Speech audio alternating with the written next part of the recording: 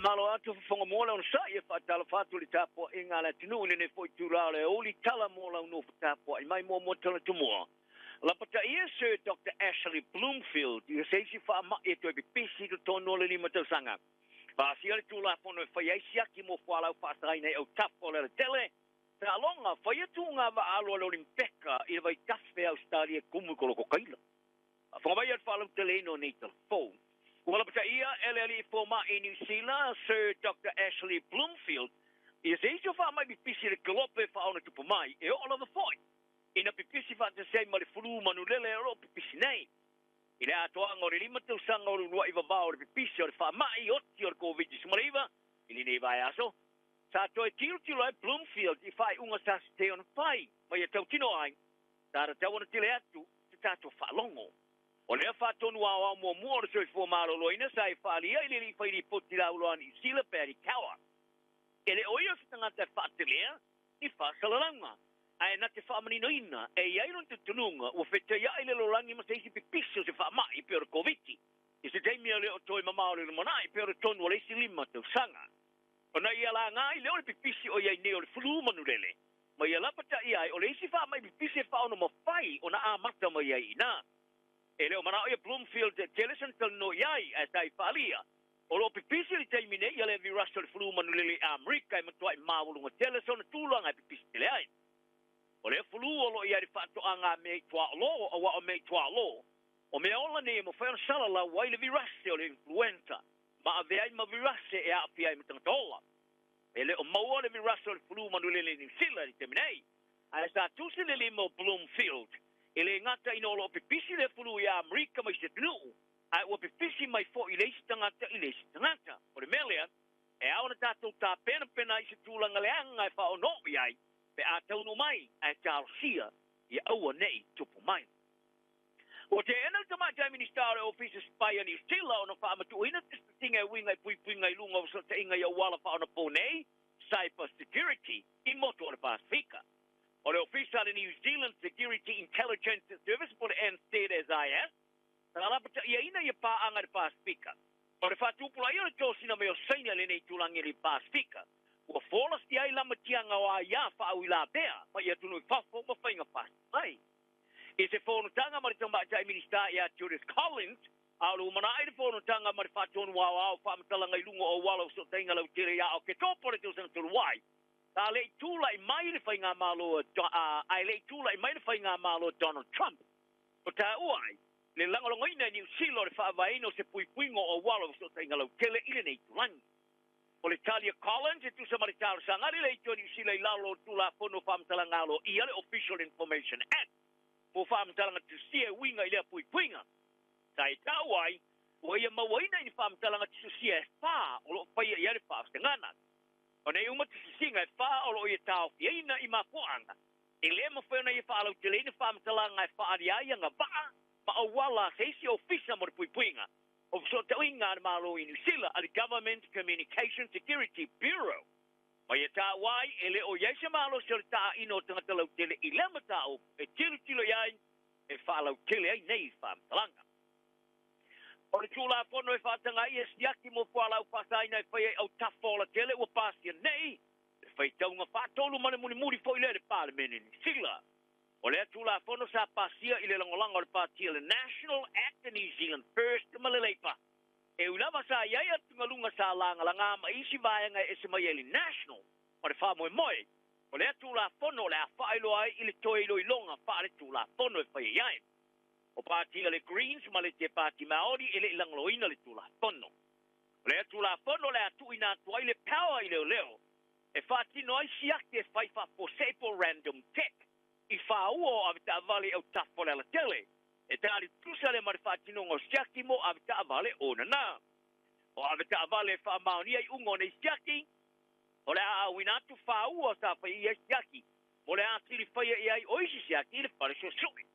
A whai atu e whamaoni aina ni siakir whaongai no whala au pasaina mani whailo ta tango fia nei whala au e se teimere I mamo atu o le a whaamatu ina loa I le avita avale sal tupe ma le tu tia le o tongi alo nai Senate demerit points e leo se tei mua le o tau mwhai ese whai ngā malo e pasia se tu aingo tu la fono Ole tamatai palemia mo New Zealand Dame Jacinda Ardern wa awaya to ne ila onga ale Plavantic School of Government i le University of Oxford.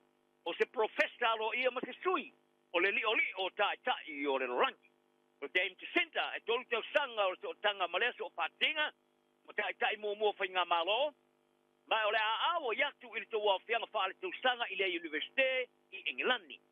O le ali o tai i o rangi o tau la ia whaale lea atili i a pūlenga whainga malo i le rangi. I se whaamatalanga sa whaamatuina sa whaale e Professor Ngaya Wood.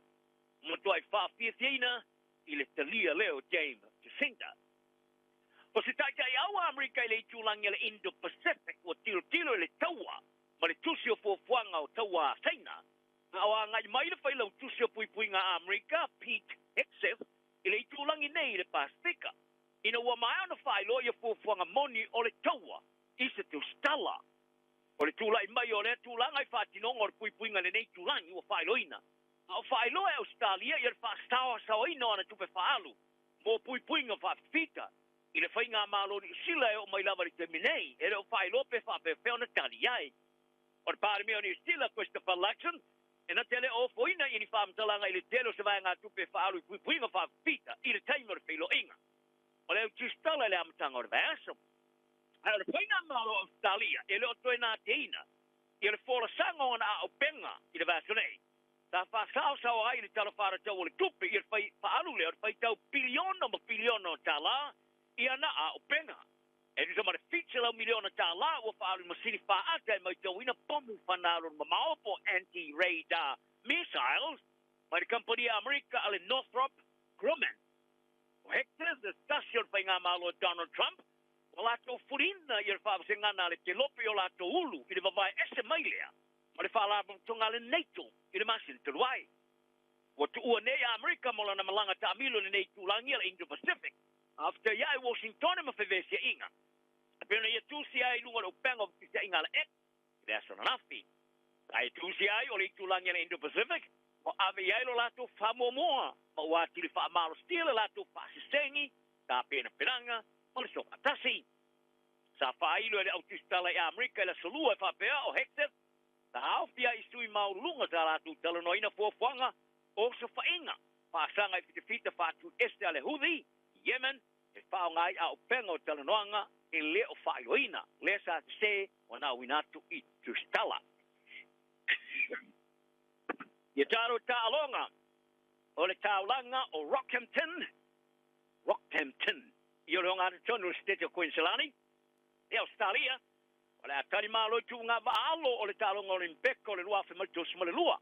E ulava i atungalunga mai le pūlenga o le talonga, ma le fautuanga i le tauna whaatino i le estete. Ai ua te ena le tangata whaapitoa i koloko kaila. I le tūlanga la matia mo tangata au le whaongaino le vai tawhi le Fitzroy River.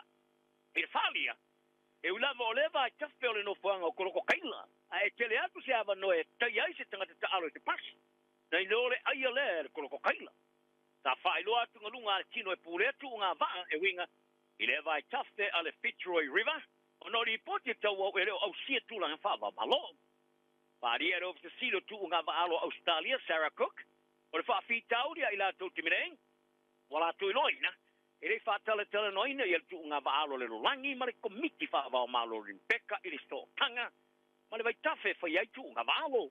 Pari e Cook, o le tūlanga le leo le vai, ma le whaavai o bao o si o miai le vai tawhi, e ao na iloina e whaavae o whaavao palong. O le whetupu pula le Warriors in Sila Road te tui vasa shek, e walu vai aso whata o te lempana tui te alono se awhianga ilona o ngā pae. O le atama sa manu malo ili tau ili Daily Medal, sa awhia li ta alonga sa manu malo ili Sydney Roosters il pola sopoi toluai, malu ai whafo ili afalo na lua li ta alonga. O le ata alo le Warriors ma le West Tigers i Campbellton i ni sa Wilese, Australia i le whai unga o le last night. O se isi pusuanga le champiri mo mwana rorangi le pangawamafa Anthony Joshua Pertania e whaono toi whitau iai ma lupe sori ai lauri Joseph Parker. E kona whaari ai e le lia whaalau telina whai pilenga Eddie Hearn. A whailoa Hearn o yo Joshua o toi manu e mai a whianga sa whiai mai le pusuanga sa whai inai. Ia Daniel Dupoir ia se tema le tau tau wai di tu yoti le tamasanga rima. e pe ona vao iai o ia mai tole ninga ato to e faia o le tau le to su lima tau sanga ile to e fusu tolo mai le fai ina ai sa ia le fa mo i o se la fusu anga telematization theory e pe tai ta le fa o wina ina o fola theory lo na li taia mo fai lenga ono se fusu anga le va te poama Alexander Usyk e fōringa mai fa tau wina mo ta fa ia umo champini lo langi e fa ono fusu ai Joshua ia paka le sa ia fa o al champini lo langi sa umi ai paka i le luafe ma se fulu ma le valu o ta mai taita alo aftereti wale o toi mamau nei ai fa ia isu spenga tas e lo tonu ai lona tupu anga tonu o li po li ta mai tai one time genetic test ina ia mo fa ia ona a wai talo ngata mai tai o le tūlanga le sa whaelo e le presidente o tālonga Afrika le rolangi se pasken kou i le asana rapi. O noni tālo sanga mo le noa ma wino tūla tono. E mo whaieo na awai tālonga sa talanoina e refon patonu. Pari e kou, o tūla tono le atu stisia se te mwale. Ma le tino le tālonga le te lope, le pūle e tālonga i lungo malai ma tū ngata mo i lungo ala tele. O le asa ilia se kampani e o poina se siaki e iaile le le e whatinoai. E alo fia sia ke fa vasenga ai fa ua male toto mango. O tangata ta alo afrete na ole tasi lava se sia ke fa ia ile taimi o la tu tale ni ta alo e fa ilo ai. Ele o iai se musele o ilo ole sry gene. Le e ilo ai se fa longona o se li i tangata ola. Ta longo e kou ila o fa ili poti o nei sia ke mua faya mo tangata afrete ina ia ma faya i o ne tau sinio ile vaenga o tamatai. Me a faya mautingo ostu pabata. Yo tara na ya. Ya per file mu malanga le leite toma. Mri le so.